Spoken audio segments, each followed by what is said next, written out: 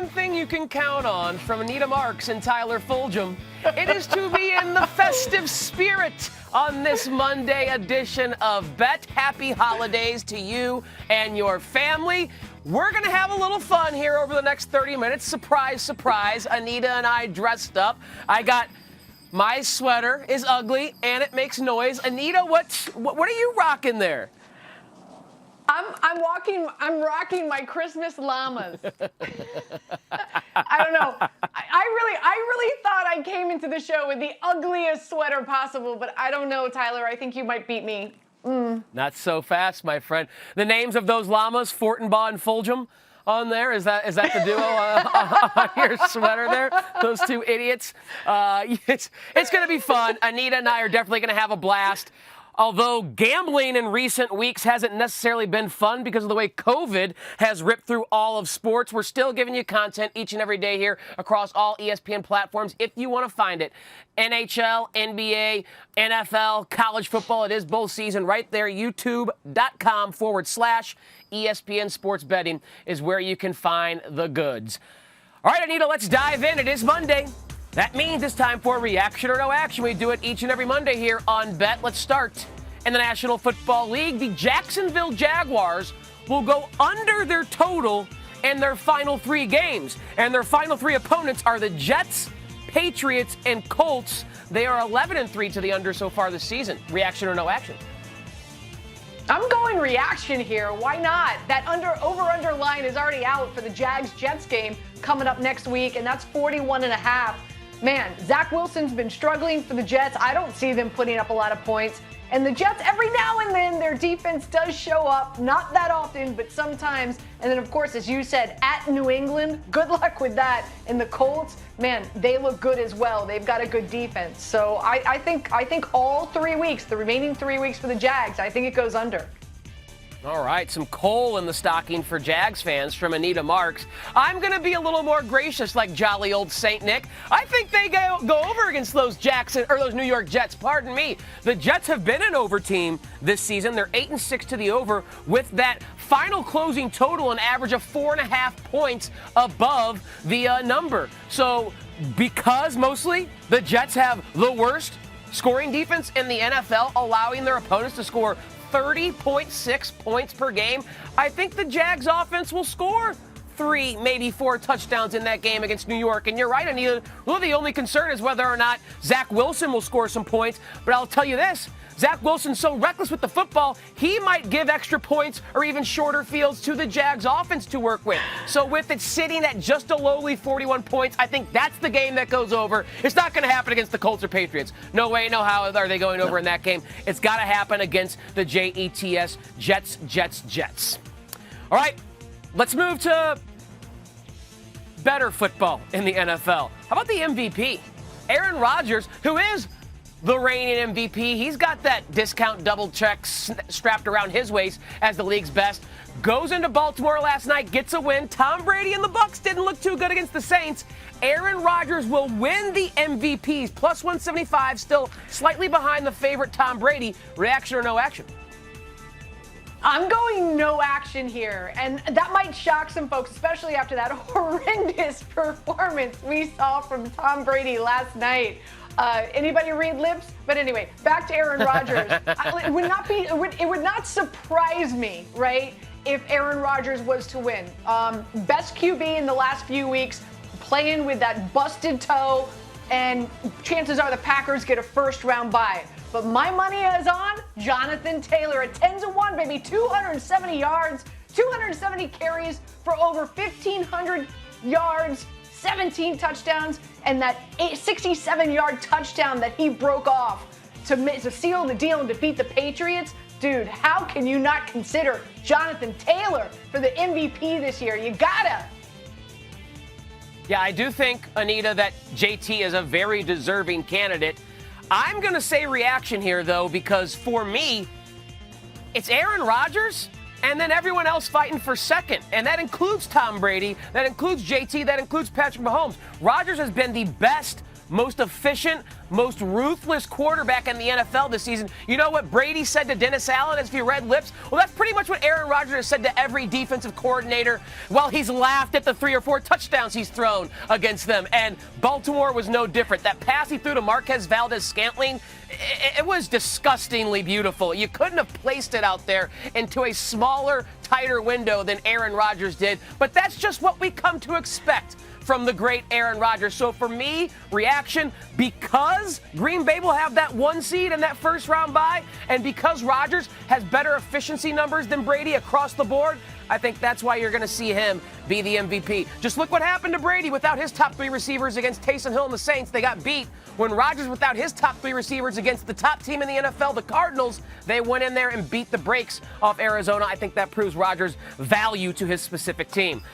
Anita, no one provides as much value to us here on Bet on Mondays than our buddy, Mike Tannenbaum. Mike TIC, is this the ugliest sweater that you got today, bro? What's up with that?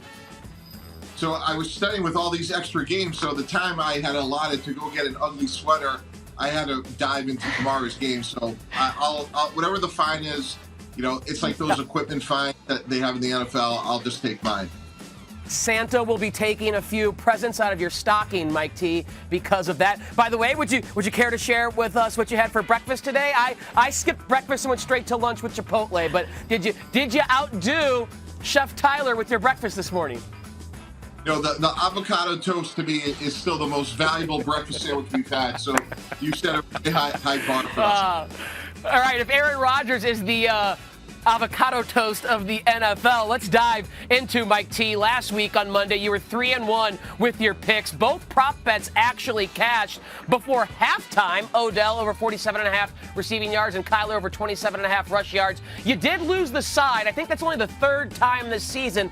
But again, 75% of your bets did cash. That is a winning day at the office. Browns and Raiders. An early Monday night game because of the COVID issues we've seen. This was supposed to be played on Saturday, bumped back a couple of days. Line has swung from both sides to the next right now, and who knows if this one will be before kickoff. But Vegas is favored by 3 in Cleveland, total of 41. How you looking to play this madness? I like Cleveland. I like Cleveland outright. I think Nick Mullins will make a handful of plays with his feet. They still have Nick Chubb. And even though Cleveland's missing so many players, most notably they have 2 backup tackles, I think Nick Mullins' athleticism will carry the day. And remember, on the other side of the ball, Las Vegas is missing Darren Waller, which to me is a huge void for Vegas. So I like All right, let's talk about the later game, Minnesota Vikings and the Bears. The Vikings favored by 6.5. The over-under is at 44.5. Mike, can the Bears pull an upset later on tonight? You know, Anita, traditionally I like to go with the home underdogs. I'm going to violate that rule. I'm going to go with Minnesota. I think they're the better team, more consistent team, and the team that obviously has so much more to play for. So that usually doesn't work out, but I think tonight it's just such an important game for the Vikings, and I think they're going to win, and somewhat convincingly on the road, even though traditionally that usually isn't the case. Yeah, hard to put your backing in the Grinch that is Matt Nagy with what he's put out there on the field. But Justin Fields did look pretty good last week against Aaron Rodgers and the Packers. And last time we saw Minnesota, they were putting up all kinds of points against Pittsburgh, but did let them back in the game. A difficult one to handicap indeed. We have 2 Tuesday night games as well, Mike T. So let's dive right into those. My LA Rams, coming off that win against the Arizona Cardinals, are laying 7 at home against a somewhat resurgent Russell Wilson and the Seahawks. They've won 2 games in a row, scored 30-plus points. Again, Rams laying 7, total of 45.5. What do you think about my Rams? Are they getting hot at the right time, Mike T? Yeah, they are. I agree with you, and I'll go with the Rams. This one's tricky, though, guys, because as our graphic shows, the Rams have so many players on COVID, so just don't know how it's going to play out. But the Rams are the better team with the better quarterback right now at home. And even though Seattle, as you said, is resurgent, I just think LA has too much. But again, this one's tricky for me just because we really don't have all the information in terms of what it's going to look like between now and tomorrow when the game's played. All right, another game as well on Tuesday night. That's the Eagles and the Washington football team. A lot of playoff implications depending on who does win. Eagles are favored by 6.5. The over-under is at 42. Do you have a play in this matchup, Mike?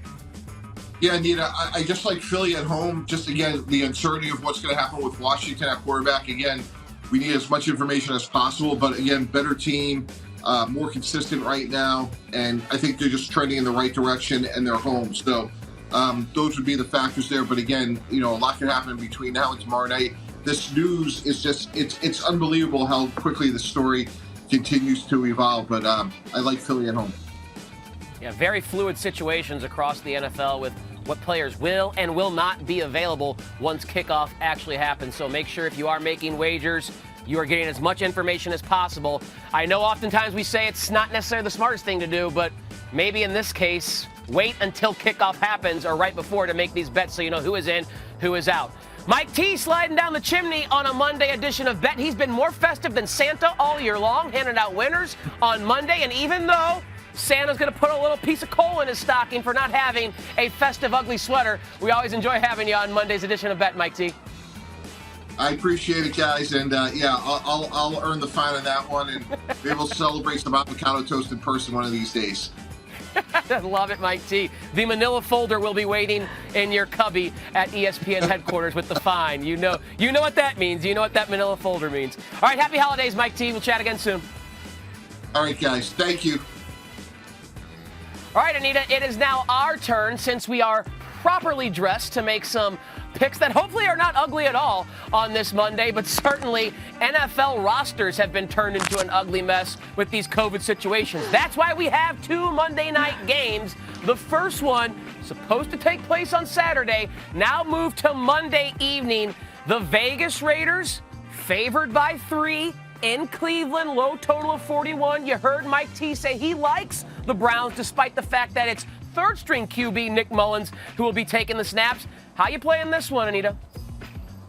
With all due respect to Mike, the Browns have been affected so much more. Their roster, obviously, Stefanski not going to be on the sideline, more so than the Raiders. So I've got to go on the Raiders side here. -3.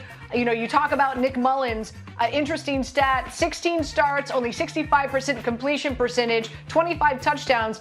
And if you recall, he's with the Eagles during the preseason. He had a horrible preseason, 3 interceptions in his playing time for the Eagles. So I don't have big expectations for him there. I know no Darren Waller, but I am expecting big things from Hunter Renfrow, who's just been really phenomenal all season long. Prop bets, I like Nick Chubb to score a touchdown anytime, and I'm all over Hunter Renfrow tonight because of no Darren Waller. Over receptions, over receiving yards, anytime touchdown. Last Sunday, Tyler, 14 targets, 13 for 117 and a touchdown. 5 of his last 6 games, he's put up over 100 yards. And again, with no Darren Waller, he's getting 32% of the target share. So that's how I'm playing the first game tonight. I love those props that you threw out there. The Renfrow one especially. He's become a fantasy winner for players down the stretch. He has become the Raiders version of Cooper Kupp. I mean, when you don't look at them, with your eyes open because one's 5'6", the other's 6'2". But if you close your eyes and just look at the target share, the number of targets, the production over the last 3 weeks, I mean, Renfrow without Waller is pretty much the only weapon that Derek Carr has to throw to. And he's absolutely getting peppered. And that guy knows how to get open running routes. So I love the Renfrow. I love the Chubb as well because my official play is with Nick Chubb. If I'm Cleveland, no matter who's calling the plays, how do I not just turn and give the ball to Nick Chubb about 72 times in this game? He's an absolute monster. He's an absolute horse. He is in that athletic caliber class of a Jonathan Taylor, of a Derrick Henry. So with all of these other uncertainties and issues, you have something Nick Chubb is a beast. The Raiders are a middling run defense in the NFL, 19th in average yards per rush allowed at 4.34. Chubb, even if some players are missing from the starting unit on that offensive line, should be able to eat 20, 25 carries. If it gets to 30, that's great as well. Chubb can wear down a defense, so if he gets that opportunity, which if I'm assuming rational coaching, he will, over 80.5 rushing yards for Nick Chubb tonight. That's Cleveland's best path to victory. And I kind of agree with Mike T that they can win this game as long as they put the ball in the belly of Nick Chubb. All right, game number 2 tonight, Minnesota and Chicago from Soldier Field, NFC North battle. Minnesota, a 6.5-point road favorite, not quite to 7. Great line there. Total of 45.5. We saw Justin Fields play well last game, got some big help from big plays from the likes of Damiere Byrd and Jakeem Grant, and we know what Minnesota can do with Justin Jefferson and Dalvin Cook. Anita, how are you looking at this matchup between the Bears and the Purple People Eaters? Again, I think you have to put value in the team that is less affected by what we're experiencing with COVID-19, and that is the Minnesota Vikings. I mean, you talk about Justin Fields, and he had a good game last week, but he's coming in without both his tackles. Allen Robinson is not expected to play. Who knows if any of their secondary is supposed to play? I know that Jalen Johnson is definitely out. The Minnesota Vikings, they lead the NFL in sacks as well. They've got 41 sacks on the season, so I think they're going to be getting after Justin Fields tonight. And the Bears defense allow over 140 rushing yards a game to opposing teams. So I like Minnesota here. I love that it's only 6.5. I'm all over it. I'll use it as a 2-team 6-point teaser as well. And prop bets, I'll give you Dalvin Cook. How about not just anytime touchdown? How about a first touchdown of the game at plus 450? You gotta love those odds. Over 91.5 rushing yards. Justin Jefferson, anytime touchdown as well. Greg Joseph, their field goal kicker, one of the best in the NFL, over 7.5 points. And last but not least, like I said, Minnesota's going to be getting after Justin Fields, so I'm going over 42.5 rushing yards for him. He's hit over 42 3 of his last 4 games. He's really going to have to tuck the ball, run, and scramble to get away from that Minnesota Vikings pass rush. All right, we disagree a little bit here again, Anita. I am actually going to close my eyes, plug my nose, I should say. I'm going to take the points with the Chicago Bears. Give me the 6.5. I may do what you like to do, Anita, and may buy the extra half point up to a full touchdown. I'd certainly love it a lot more if it was plus 7. But the biggest reason I'm doing this is Kirk Cousins on Monday night, baby. I think we're going to ride the trend. Cousins is 1-9 outright and 1-9 ATS on Monday Night Football. That is a trend that cannot be ignored. I know he's had some success on prime time this season, but the Vikings as a team just generally play to the level of their competition. They'll get up big against Pittsburgh and fail to put them away. You know, they'll lose games against teams they shouldn't. They'll beat teams or keep it close with teams that they shouldn't. So I'm going to ride the Kirk Cousins Monday night trend. I'm going to point out as well that home underdogs are 5-0 ATS on Monday night. So let's get crazy, Soldier Field. Let's get crazy, Bears fans. And I think there's enough players left on that Bears team if Justin Fields plays like he did, if Robert Quinn plays like he has all year and puts pressure on Kirk Cousins, that not that the Bears win, but they can keep this inside of a touchdown. So I begrudgingly back the Bears plus 6.5. You had Justin Jefferson on your prop menu as well. I will throw a Justin Jefferson prop out there, over 94.5 receiving yards. Even if Jalen Johnson is available, which it doesn't look like he will be, there's not a single soul on the Chicago Bears that can stop Justin Jefferson. With no Adam Thielen, he is getting peppered with targets, 12 per game over his last 5 contests. So big night in store, I think, for Jay Jetta, the number 1 receiver for the Vikings. All right. Monday night is not where Week 15 comes to an end. We got Tuesday Night Football to dive into as well, Anita. 4 games over the next 48 hours, or 24 hours, I should say. My Rams taking on Seattle. Rams 7-point favorites, total of 45.5. You heard Mike T say he likes the Rams, but again, don't know exactly who's going to be available. What say you? Yeah, listen, I'm on the Rams as well, and I'm going to play this Tuesday night as a 2-team 6-point teasers. They've been winning for me at a 68-70% rate this far this season, and Tuesday is the perfect opportunity. Both these teams hit by COVID pretty much somewhat the same, although because the game has been moved to Tuesday, it's an advantage for the Rams. Odell Beckham Jr. is expected to play. Ramsey is expected back as well. And look how good they've been playing with Matthew Stafford really taking a step up. The Seattle Seahawks, Tyler Lockett, as well as Brandon Shell. Got to see if they're going to be able to play. They're on the COVID list. DK Metcalf dealing with a foot and a back injury. And so there's some prop bets out here that I'm going to keep an eye out. Again, since it's Tuesday, those numbers haven't hit yet. But look for Cooper Kupp over receptions. Van Jefferson, anytime touchdown, especially with Tyler Higbee potentially not playing. I think he's going to get some looks, as well as Rashad Penny over carries. We heard Pete Carroll came out last week and said, because of the performance we saw from him, 16 carries for 137 yards and 2 touchdowns, he deserves to be the featured back in the backfield moving forward for Seattle. So over carries for Rashad Penny. But again, just waiting anxiously for those numbers to drop. Yeah, I'm going to stay away from the side here. I do think Seattle is a somewhat live dog because of the uncertainty around the Rams, and the Rams might be in for a letdown after that big win on Monday night. I do have a lot of conviction in the total, though. I'm going to play that over 45.5.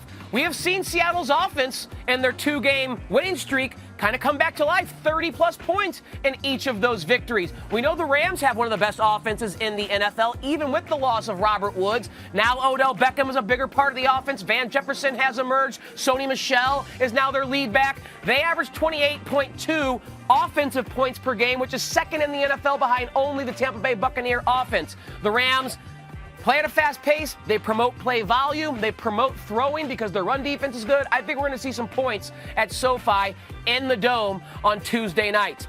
Our other Tuesday night affair, an NFC East showdown. The Washington football team visiting the Link and the Philadelphia Eagles. The Eagles favored by 6.5, a total of 42. I know you have a 2-leg, 6-point teaser that you just discussed. Anything else from the game script perspective that you like to share? Yeah, exactly. So I'm going to tease the Rams as well as the Eagles down to -1, -0.5. Again, this is a Washington football team. 23 of their players have been affected by COVID. It looks like Kyle Allen right now, I'm hearing, potentially will be the starting quarterback, not Heineke. Meanwhile, this is an Eagles team coming off of a bye, and everything I hear is that Jalen Hurts is healthier from that ankle injury. So I'm all over the Eagles here. Prop bets I'm keeping an eye on is Hurts over rushing yards and Miles Sanders under rushing yards, because now it's a healthy backfield. There's a lot of guys back there that can run the football for the Eagles. Yeah, I'm going to attack the total here again, just play under 42. 2 teams that like to run the football, Philly especially, and 2 teams that defend the run very well. Top 8 in the NFL, both defenses, in yards per rush allowed. That Minnesota offense, Heineke's banged up, McLaurin's been banged up. I just don't think much scoring will be needed to win this game, whoever does it. So I'll play under 42 there on that Tuesday night Washington-Philly game.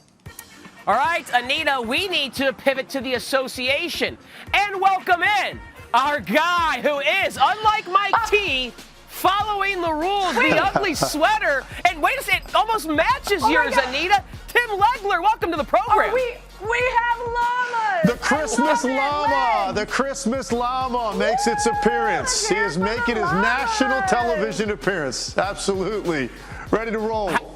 How did I miss the memo on this Christmas llama? I feel so left out, guys. Thanks for including me in the text thread. Legs. I'll tell you who has been awesome this season, who Santa is just coming down the chimney and putting presents underneath the tree for all these Cleveland Cavaliers fans, because their team has been amazing this season. The Cavs are 3rd in the Eastern Conference. They have by far the best ATS record in all of the NBA. Evan Mobley's been a beast. They've covered 14 straight games, Legs. Do you think this is for real? Can they make a run to the postseason, maybe even win a round in the Eastern Conference playoffs? Yeah, I'll tell you why this is now starting to become something that I think is sustainable, because they're winning on the defensive end of the floor. It's really where they're getting it done. You look at the numbers that they're putting up defensively and their rating, it's off the charts. And they're actually defying logic, because this is not a league anymore that you play 2 bigs together. I mean, very few teams play 2 traditional bigs. And when you look at what they're doing with Jarrett Allen, Evan Mobley, 2 of the best rim protectors we have in this league, Lauri Markkanen and Kevin Love, 2 guys that can stretch the floor, but they're power forwards. They have 4 bigs in their rotation, playing all of them. And what's happened now, you see a young group of guys mixed in with a couple of veterans.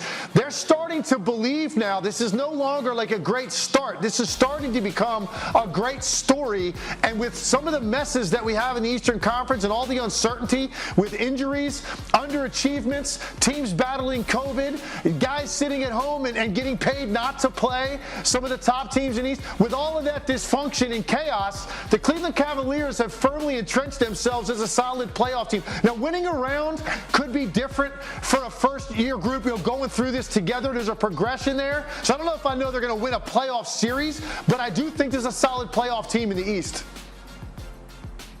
All right, let's talk about the MVP race, right? So Golden State, second best record in the NBA. Steph Curry breaking records left and right. What a season he's having. But KD trying to do it all on his own here in New Jersey with the Nets kind of shortened that gap. Is it going to be a two-man race for this MVP, or is there a dark horse out there as well you're keeping your eye on, Legs? Well, the way I've handicapped this so far, after about 2 weeks of the season, I said it was Steph Curry's award to lose, that he was going to win it because they were going to win enough games. And with their roster having no business having the best record in the Western Conference, I thought Steph Curry was the guy that was going to win the award. And look, he still might. But I do think what's happened here lately, the grind that he was going through trying to break this record, it clearly took a toll on him. It took a toll on his team. I think they got out of rhythm. Now, they were still able to win games for the most part. But I think Steph Curry's struggles here over the last week or 10 days has allowed Kevin Durant to leapfrog him right now. And I think Durant right now would be the MVP if you voted on the award today with what Brooklyn has dealt with and the way he has played recently. Now, those are the two guys I think will finish 1-2. They could jockey back and forth all year, but I don't think it's out of the question to say a Nikola Jokic or a Giannis, those guys could potentially thrust themselves firmly in the mix. They're already there because of their numbers. So it's going to come down to team success for Denver and Milwaukee to see if they can get into that competition. But I really believe this is going to end up Durant's Curry 1-2 or Curry Durant 1-2. Take your pick. I think they're going to jockey back and forth all year long, and ultimately it might come down to which guy ends up having to do more with less. Without Klay Thompson, without potentially James Harden, who knows what's going to happen with Kyrie when he does come back, if he stays back. So I think people are going to look at it like, what have you done with less and who's got the best record? I think those two guys are firmly the top two contenders for MVP. All right, Legs, we'll get you out of here on this. It is the week of Christmas, and Christmas Day, of course, the NBA dominates, and some, not me, couldn't be me, say the season doesn't really start till after Christmas Day. So now that we're about there, who are your top three title contenders in the NBA? The Lakers are struggling. We'll see what Klay Thompson brings back to the Warriors. Who knows what group of stars the Nets are going to have and how they're going to be able to play. Of course, there's the Suns and the Bucks as well. Who are the top three in your eyes right now? Right now, Golden State, Phoenix have separated themselves from everybody else in the league. They just have played the cleanest brand of basketball. It's obvious that that culture is back in Golden State. Draymond Green is back playing with that level of purpose every night now that they're back in the mix. Steph Curry playing at an MVP level. They're waiting to get better with Klay Thompson and Wiseman soon to come back. So Golden State has been unbelievable. Phoenix has picked up where they left off after a very slow start to the year. They're now the best team in the NBA over the last month and a half. So for me, it's those two teams are on the top shelf alone. And then I think if I had to put a third team right now, it would be Brooklyn, because you still have so many unanswered questions with some of these other teams. I may be slighting Utah a little bit. They're probably in that mix as well. But let's see what happens as we go on with the Lakers, with the Brooklyn Nets, with the Milwaukee Bucks. Let's see what Philly does ultimately with Ben Simmons. Do they add to their roster and get into the mix as well? But right now, there's two teams on the top shelf. It's Phoenix, Golden State, and everybody else has a lot of ground to make up. Legs, bringing it from deep as always. The Christmas llama's fantastic. The background is festive. Well done, Tim Legler. We enjoy having you here on the Monday edition of Bet. Happy holidays to you and your family. Same to you. Appreciate having me on. All right. I mean, Anita, I would have bet my life savings you'd have the only llama ugly sweater on the show today. But Legs shows up, and I'm the outcast here. Before we let you go, of course, we got to share another wager, another potential winner. So, Anita, we got about 90 seconds left on this Monday edition of Bet. Anything you think is a good bet tonight? Yeah, really. I'm looking forward to Thursday night. You've got the 49ers going up against Tennessee. I've already laid it. I've bought the hook down, the 49ers -3. You can get that at -130. Man, Jimmy Garoppolo's looked great. That offense has been explosive for the past 6 weeks. Defense is kicking it with Bosa. They're getting after the quarterback. Tennessee struggling. Don't be surprised Colts win that division. I do like the 49ers. And again, buy the hook now because I have a feeling this line might jump up to 4.5 by kickoff. I got an NBA game on the Monday slate. I'm going to play the Oklahoma City Thunder team total under 102.5. They're taking on Memphis, and Memphis has just been amazing defensively. They've won 10 of their last 12 games, and not a single opponent has scored more than 106. During that stretch, they played OKC. They beat them 152-79. 79 to 152. It was the most embarrassing performance in NBA history by a losing team, OKC. So I think they'll be better. They just won't get to 103. That Memphis defense stays stout, holding OKC under 102.5, the team that has the worst offensive rating in the NBA. That'll do it for this Monday edition of Bet. The sweaters delivered. Anita, awesome as always. I'm taking Thursday off, so I'll see you guys back here after Christmas. Happy holidays, everyone.